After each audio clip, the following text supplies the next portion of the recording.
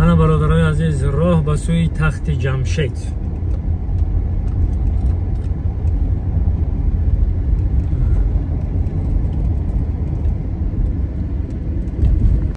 اینا در آمدیم تخت شاه جمشید.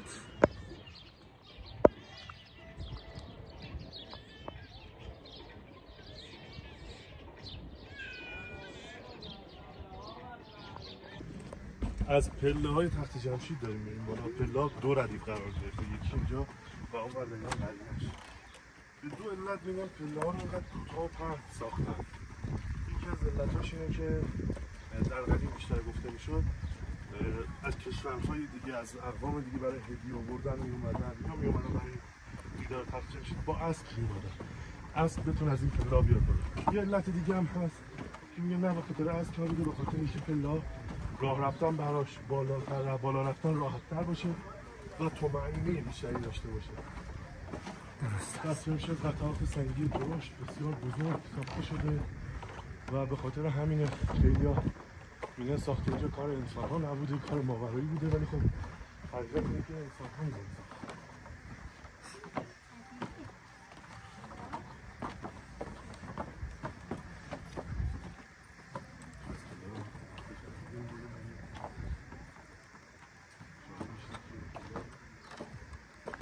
دوستان عزیز آمدیم تخت شاه جمشید. دروازه ورود به تخت جمشید، وقتی شما از پله‌های تخت جمشید میایید بالا این دروازه ها رو میبینید. این دروازه ها دو صورت انسان، بدن گاو و بالهای عقاب داره. خب برای چی این بوده؟ این اولا برگرفته از آشوریا، هنر آشوریا اینجا پیاده شده و میگه اینجا محل گذر نظامیا بوده. نظامیا از این ور میرفتن. یک جنگجوی نظامی باید چند چیز رو داشته باشه: هوش و خرد انسان که سر انسان، تیز بودن و پرسرعت بودن مثل عقاب که بال عقاب، و قدرت که مثل گاو. به خاطر همین رو میگن این ورودی نظامیا بوده. 2 عدد اینجاست از این هیکل و تن، 2 عدد هم در خروجیش قرار گرفته.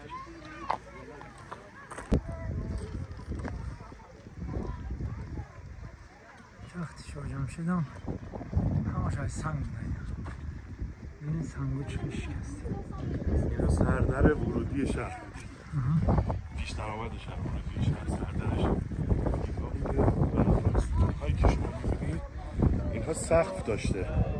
اینجا فقط محل زندگی شاه نبود، اینجا یه شهر بوده که مردم توش زندگی میکردن. زمان اسکندر تا آتیش کشیده میشه و خب بقایای هنوز هست. خیلی از ستون‌ها، سرستون‌هاش رفته شکسته، خیلی از پای ستون‌ها مونده، ولی این قسمت‌ها سقف داشته و سرپوشیده بوده.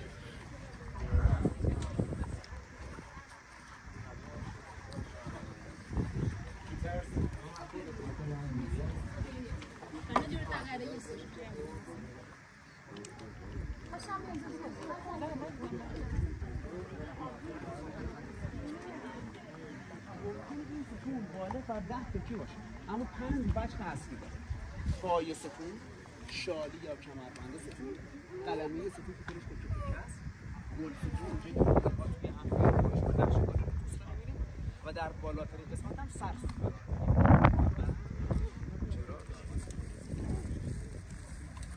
و بعد تازه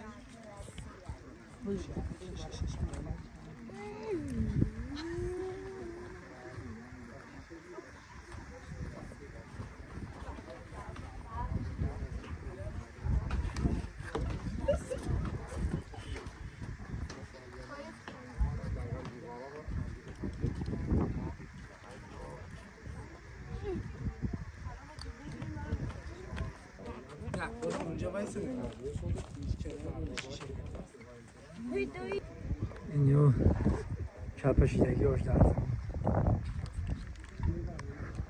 بیا وقتمون بریم نبود ببینیم با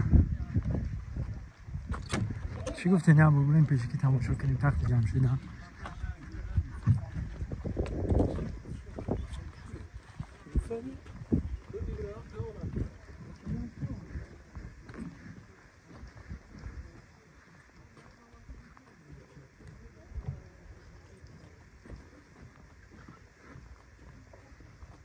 اینجا باید بدروی کشی که محکم کنیم.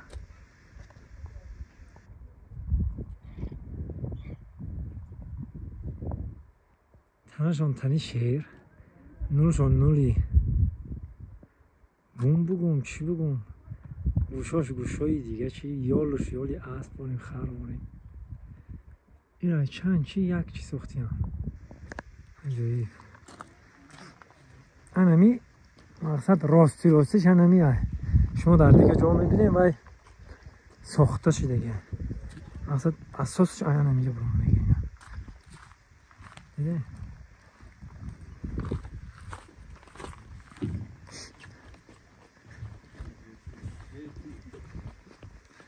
سنگا رو بینه سنگ دیدیم با قدرت خدا سنگ رو دیدی همه این همینجا سنگ هم اینجا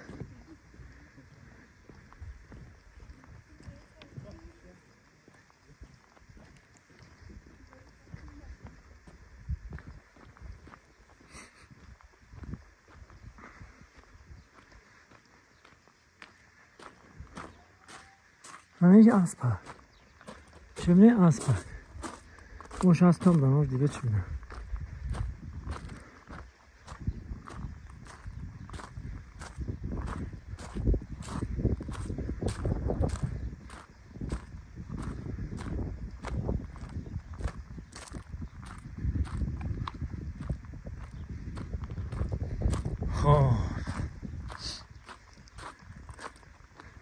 اینو برام چیگه په هست من اونجا رفتن در لازم پوجه چیگه باشه با اینجا رو میبینیم ها بچه ها بریم هم بالا ها دوستا عزیز اینجاش دیدیم اینجاش هم باز خمیره میبینیم این نزدیک الان بالا چیگه باشه الان بالا رفتن اینجاش بسیار دیگه من اونجا من ندیدم که از اونجا بریم چیگه پنام بالا حرکت میکنیم همونجا ویدیو میکنیم تختی شاه جمشید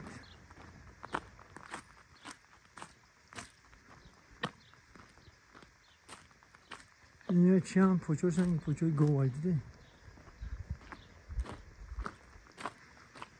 ما هم بالا حرکت کنم این بالا برون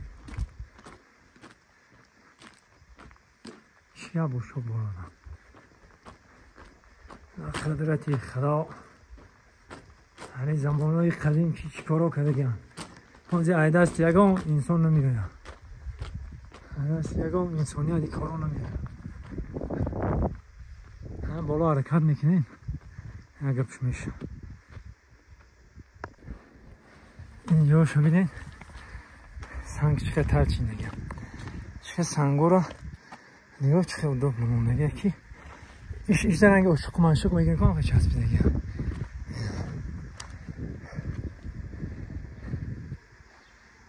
بالای تخت شاه جمشید علی رو نشون تام بتمه پشت سنگ رفت علی خطی زن علی همونجا ده گشته ایستی خطی زنش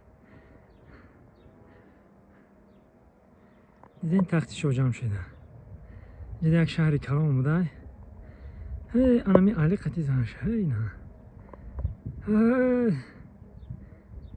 نه خب انا که میریم جای همون انا دیدیم برادر انا میگه میریم جای درکاری آمدیم آرامگاهی اردشیر انا برادر جای درکاری میریم حرکت میکنیم این سنگا رو چقدر چیندگن خیلی رستک چیندگن دیدیم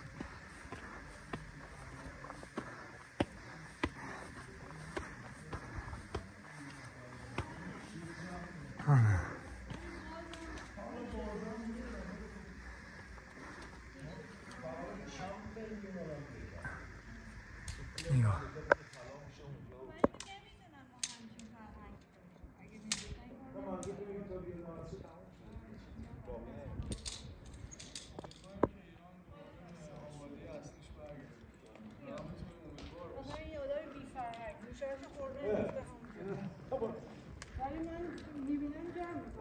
خوبه سرنوشت آره همین فقط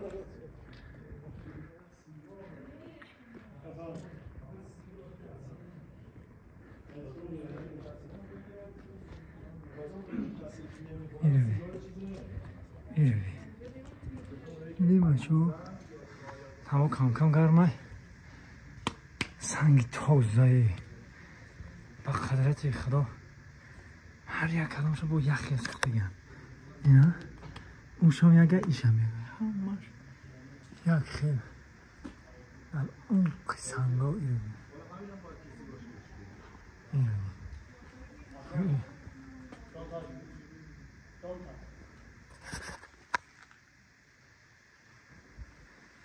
کلاسی کرک دیدن ها مثلا کلاسی کرک دیدن کلاسی خب کلاسی کرک میگن کو یا مرمولاک میگن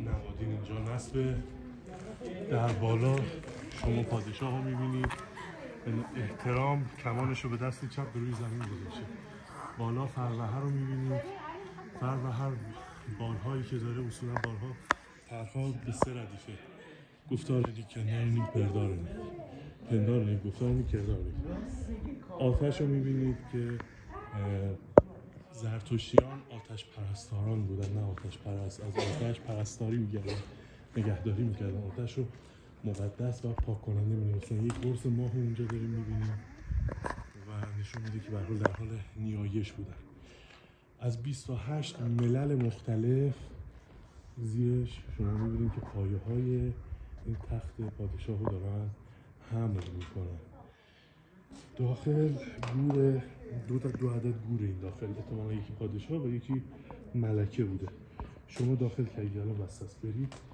یک قبر خیلی گودال بزرگی سنگی کنده شده زرتشتی‌ها مرده رو توی خاک نمیسپردن مثلا خاک رو آلوده کثیف میکنه مردم عامه زرتشت مردهاشون بر فراز کوه جایی بوده میذاشتن و یک فردی بوده به اسم سالار بهش میگفتن سالار روی خونه نزدیک به همون به اصطلاح نوک قله داشته کارش این بوده که جنازه ها رو بذاره اون وسط و تا سالهای پیش انجام می شده و خیلی پرنده شکاری نمون از جنازه تغذیه می شده این نسل پرنده شکاری کم شده باعث ایجاد آلودگی می شده دیگه این کار الان دفن میکنن در حال حاضر زرتشتی و خب به خاطر اینکه خاک آلوده نشه جنازه رو داخل سنگ دفن میکردن و داخل یک احتمالاً تابوتی پادشاه باعث از لوازمش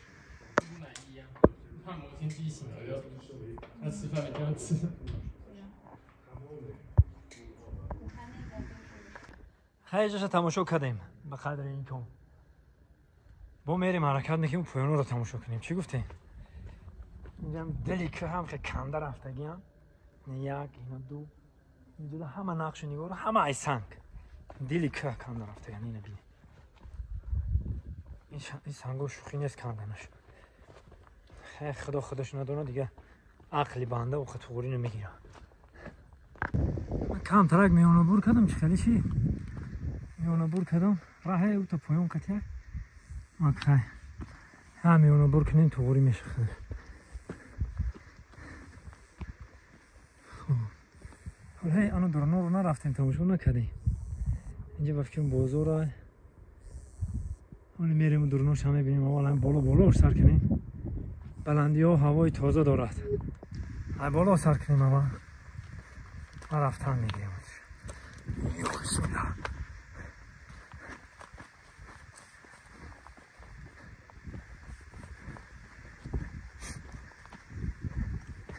دیدم ما رو پر بسیار های بفشم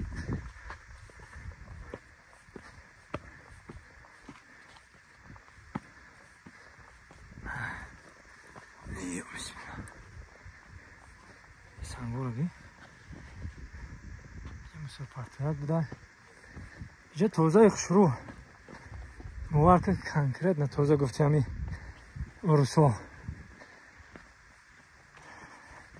در خونه خدا بودیم خیلی دیدیم مصرها رو چقدر جمع کردیم موارک به حد توزگیش اونجا وای بخیر خودتون دیده بودین جای تنقیدی بایش نیست. میگن کو تپه خود رو سنگور میگه تپه خود رو تعریف کو با کوه دیگران نرس. من تازگی شفتم در خط تازه میبینید موسوراشون موندگی ستیلای موسورشون اینا در جریان موندگی که ایجاد هیچ جادام نمیاد. من باوری ندارم که جادام میاد میاد یکم بچه های یوش ای غروره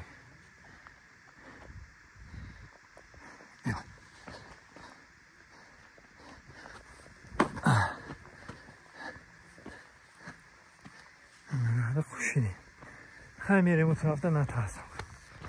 این درخت ها چه درخت باشه در بالای سنگ برمونه بینه سنگ دار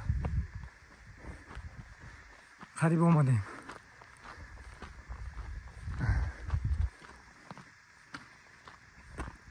قریب آمدیم همجا رو برویم میرسیم.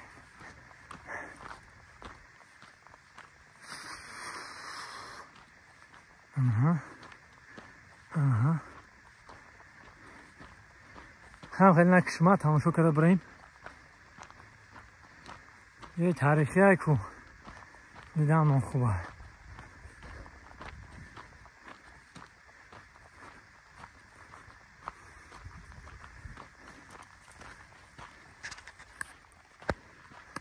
حالا اینجا تابستان تابستان گرمی ده حق خاک میشه او هم نگرفتیم ختیمون خب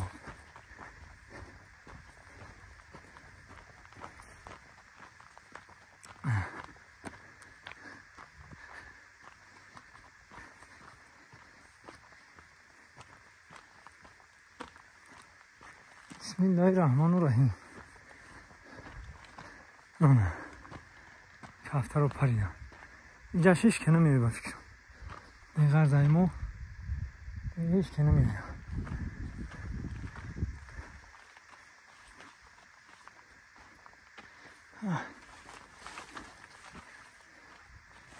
او بچه ها اینجاش خیلی کن چه بریم اونجا محکمه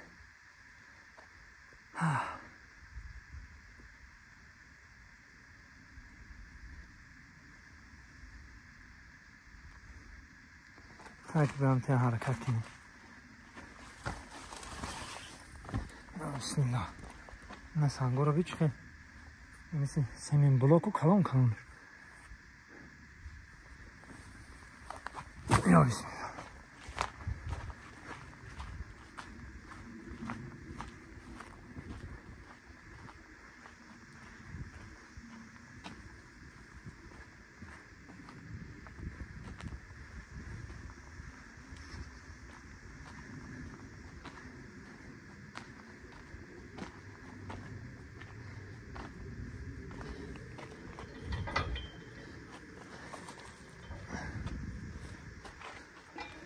محکمه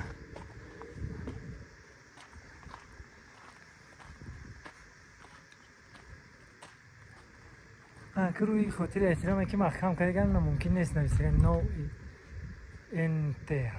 انترو نو انتریو خلاص هم خیلی روی خاطر که ممکن نیست گفته سند میریم باشو میدرامدیم اونجا یک تماشا میکنیم. نمارو دیدیم سنگا رو چه کندگی هم این قبلنده رو که اون کرند برداشت تگه یارو بجا کنده کاری کنه میره بی یه چه خیلی بالا برامده گم این شیرو رو بی ها نیرکتش شیر کشیده دیده این شیرو رو ایلاو تا اولاو شیر کشیده گم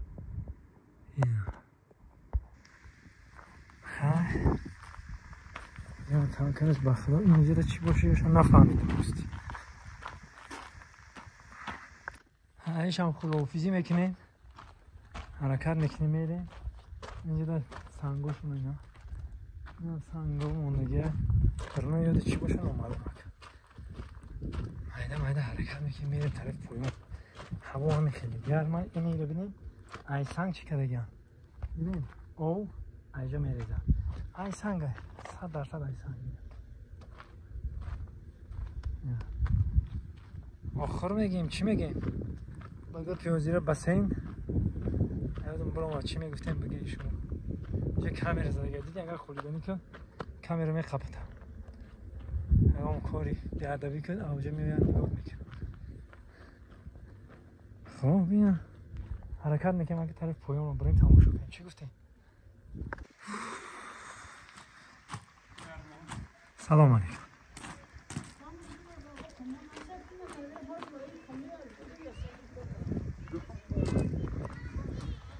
سنگا رو می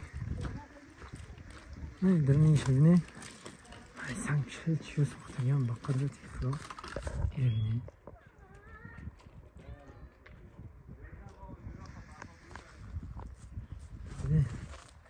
همه که حرکت میکنیم با این طرف این برنامه دراز میشه بخواه تماشا کنه که برادرها این مخصوص برای همین شاه جمشید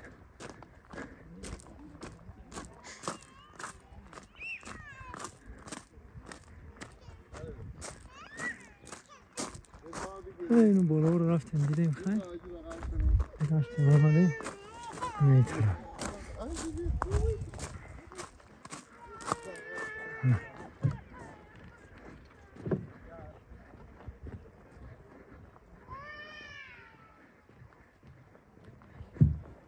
سنگا رو بینه یه شکستی هم پرتوفتی هم جنگ این هم خیلی خرابی میاره بعد از جنگ هم خیلی میشه.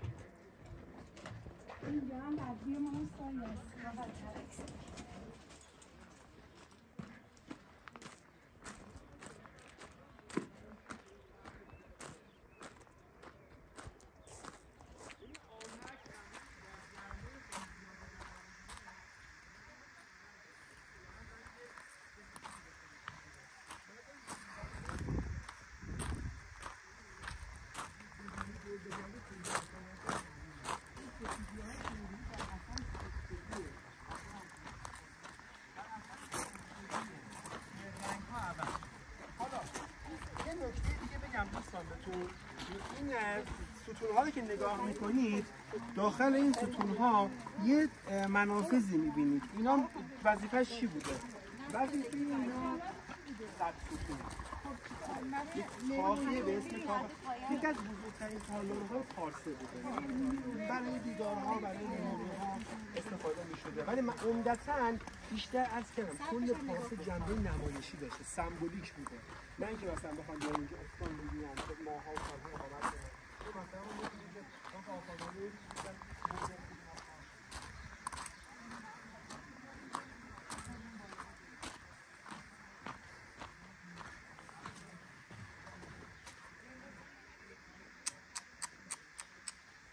ساخت ساز بینیم بچه ها خدمتی خدا تلخت میکفه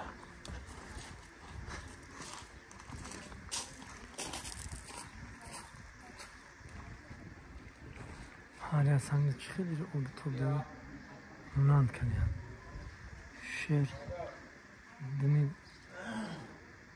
برزگاه و خبی دیگه شیر دمی برزگاه و خبی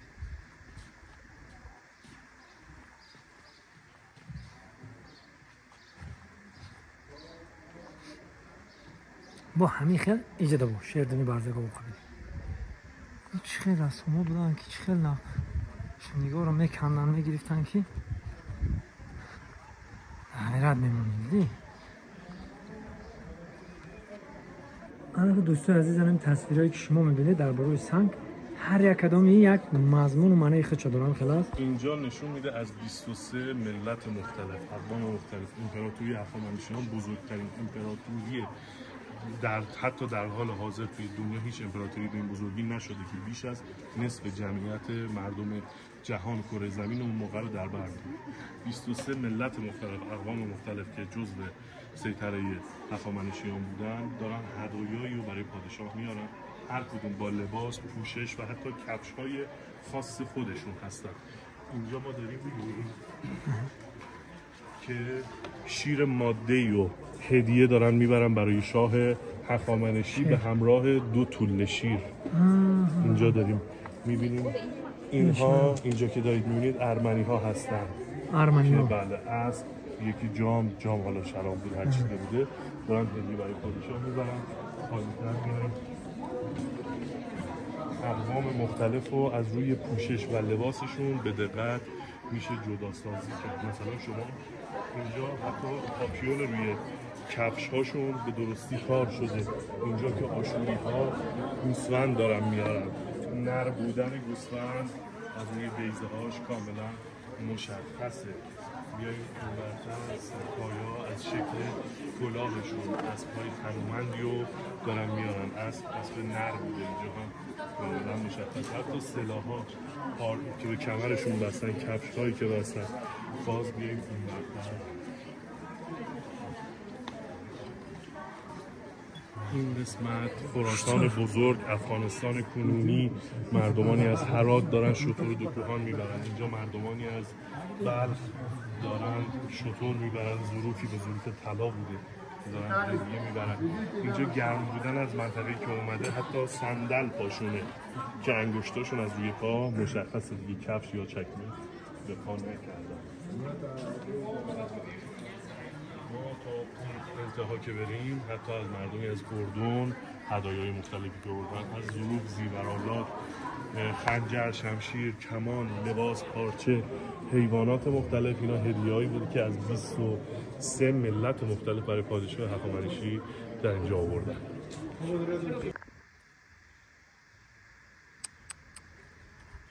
خیلی جای آباد هم استماعی سنگ. چقدر مهنتی خلق رفته گن، چقدر مهنت کرده گن استاد در دورش. همین رو آمده سوزانده دشمنی کرده رفتنی. یعنی نه برای هم خمگه درخت دوستی بینشان که کام دیل ببار آرد، نهالی دشمنی برکن کرنجی بشمار آرد. نمی همه ستم بده گن، همش ستم بده گن، کنده گن ستم آرد. میخواه پویا بده گن. هی انم جاش بین گفت چی گفت هنگی قلعه باریم از قصر.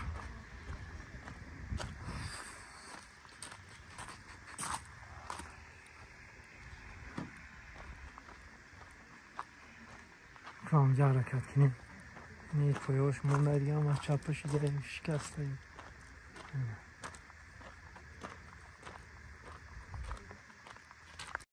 به قدرت خدا که منو میدونم شما در نوار چخل تماشا میکنید زیرا باید پیش ببینید با تماما دیگه چیه باور کن همه درم همیشه هم تماشا کنیم کن. پشت سرم کاخ تچه رو میبینید. کاخ تچه داخلش یه تالاری داره به اسم تالار آینه. چرا بهش میگن آینه؟ سنگ هایی که داخل این بوده الان بس از چند ساله که ما میبینیم، ولی ما در کودکی اومدیم تالار آینه رو دیدیم. سنگ های در و دیوارش به حدی صیقلی مثل آینه است. سنگه ولی مثل آینه بازتاب داره، شما تصویر خودتون میتونید داخلش ببینی. الان ورودیشو بستن به خاطر اینکه آسیب نبینه، مردم دست نزنن به در دیوارش و حفظ بشه، برای مرمتش بسته شده. ولی یکی از تالارهای مهم توی تخت جمشید که بالاتر از کاخ آپادانا قرار گرفته و شما میتونید در اون زمان اوج صنعت و ساب و پلیش رو روی در دیوارش ببینید که واقعا مثل آینه میدرخشه.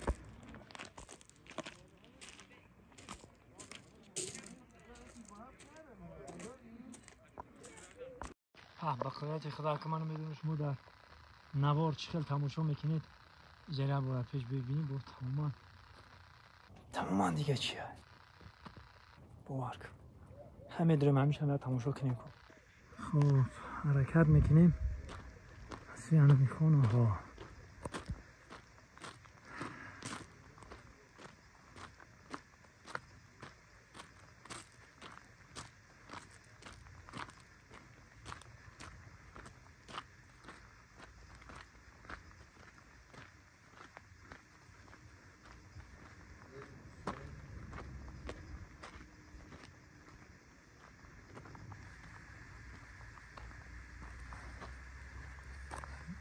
پایون باقی کرام همه ارچه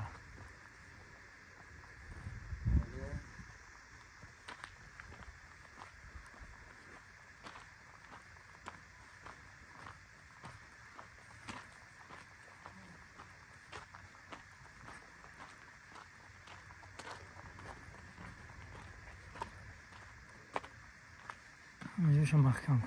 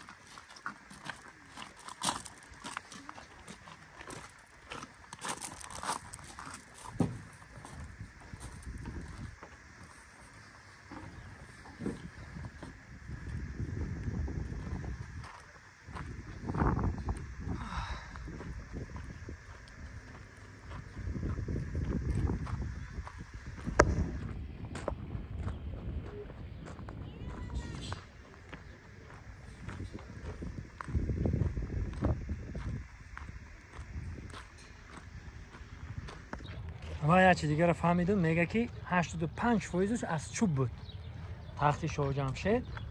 اینکه این همیاره که شما میبینید یکم 15% شد. 15%ش این همی سنگا موندگی بودن، دیگه همش خیلی از چوب بوده. از چوب که بوده و تش میزنم همه میسوزه، پژر میشه و میره میسوزه. مقصد که 85% از چوب که باشه، این 15% هم سنگا بوده. موندن تمام موز میریم چوبا رو پیش ما بنوار میگیرم، هم یک کنجک میمونه تمام، هم یک لوده میمونه دیگه، همه جا رو آتش میزنه. وقتی جمع شدن میشه که بگی بدیم برو برو.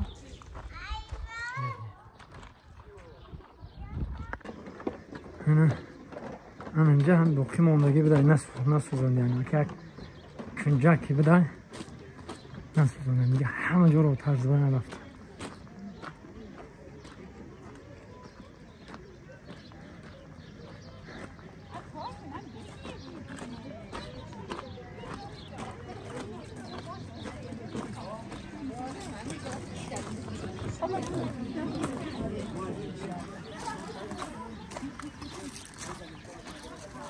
این اسب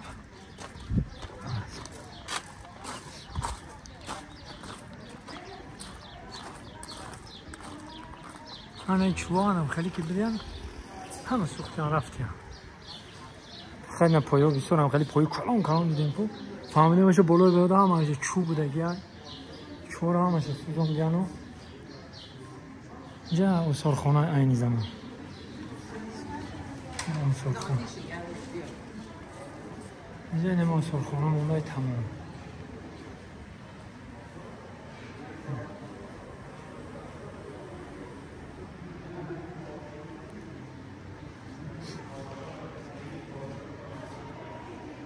این سگ باشه دیگه، اینش گاو باشه، اینش بقه باشه دیگه نمیفهمم، کلاهشون نیست.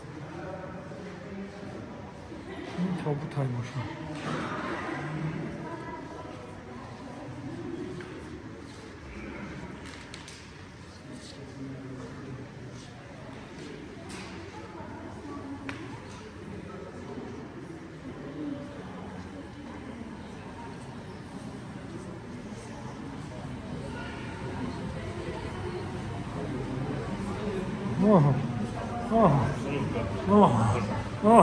چطوری؟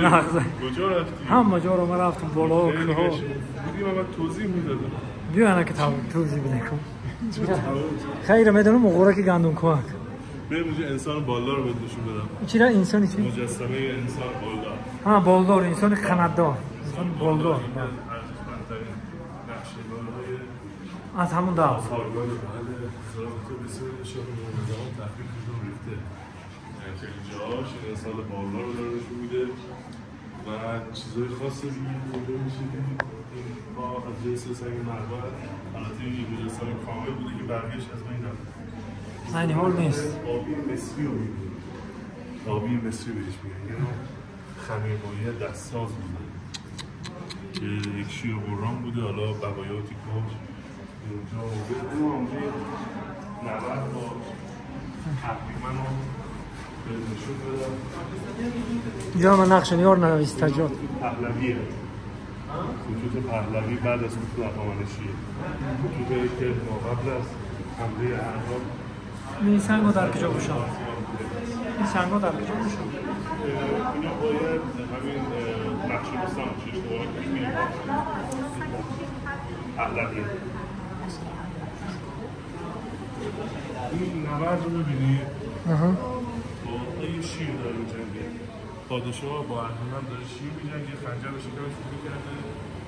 بعد یه خود این نبرد رو خواهد نبرد اصلی و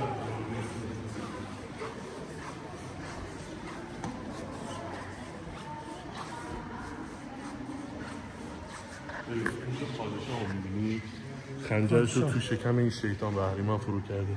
این یک شیطان و اهریمن معمولی نیست، سر شیر داره، شاخ داره، بال مثل عقاب داره، پنجه‌هاش بالایی مثل شیر، دستاش پاهاش مثل پای عقابه، دم مثل عقرب داره و اینجا نگاه چند تا شاخ شیطان حالا خوشو بنور بگیرم. شاخ شیطان رو دیدین؟ یال اسب، سر شیر، پنجه شیره. من اینجا بالی عقاب داره، دمش دم کژدمه، پاچاش پاچه عقاب. اینو ببینید چند شیر در بر میگیری. یه دیگه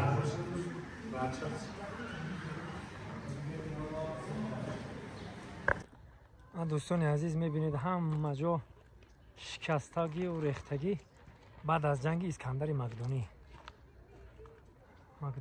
مکدونسکی میگن کو اسکندر مقدونی.